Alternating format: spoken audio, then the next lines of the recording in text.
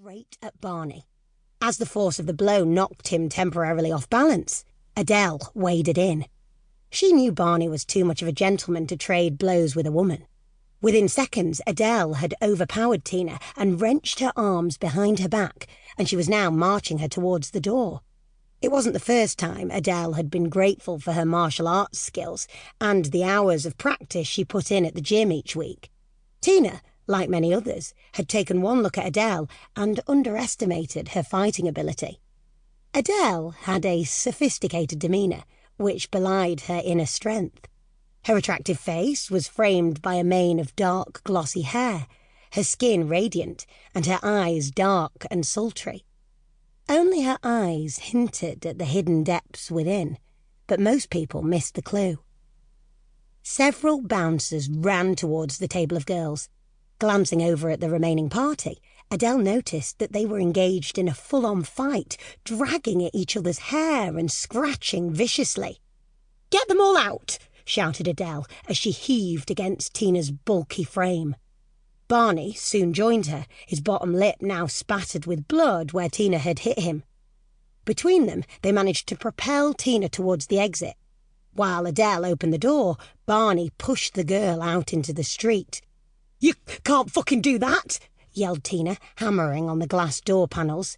"We just did," shouted Adele. "And don't bother coming back," she added. Turning back into the foyer, Adele noticed the bouncers leading several of the other girls towards the exit. "Make sure they don't get back in," she ordered the doormen, who were standing guard at the doors. Out of the corner of her eye, she spotted the handsome, chiselled features of Glynn, her brother's number 2, her former lover, and now her nemesis. "What the fuck's going on?" he demanded. "It's okay," Adele replied coolly. "We've already sorted it." Adele didn't want Glynn to think she needed his help.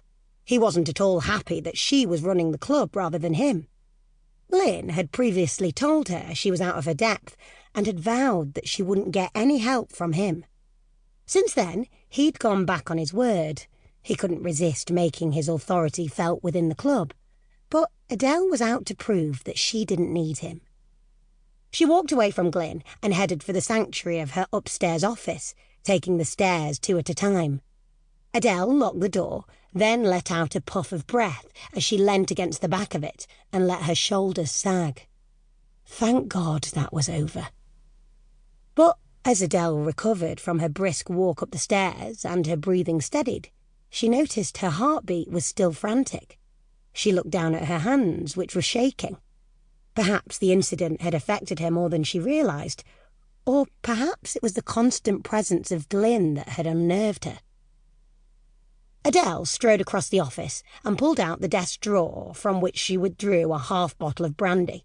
She poured the liquid from the bottle into a mug, then sat back and sipped. After a short while, relief began to flood through her body, relaxing her primed limbs and calming her mind. It was times like these when she realised the extent of what she had taken on. When Adele's brother Peter had asked her to take over the running of the Golden Bell while he was serving a stretch for GBH, she had balked at the idea. She saw it as too big a risk, knowing that the nightclub scene was plagued by protection rackets, drug dealers, and God knew what else. But then Peter had reminded her about all he had done for her in the past, and she'd reluctantly agreed. Adele would probably always feel indebted to Peter.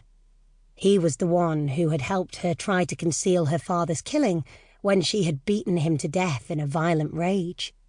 After years of abuse, his vicious beating of her mother had been the last straw, and Adele had just flipped.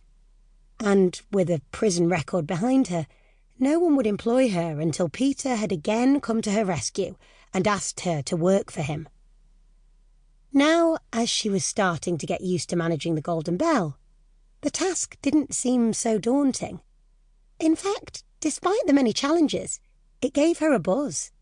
She was responsible for the whole of it, until her brother was released anyway, and that level of responsibility gave her a certain kudos that she enjoyed. But running a nightclub did have its downside. Adele had never...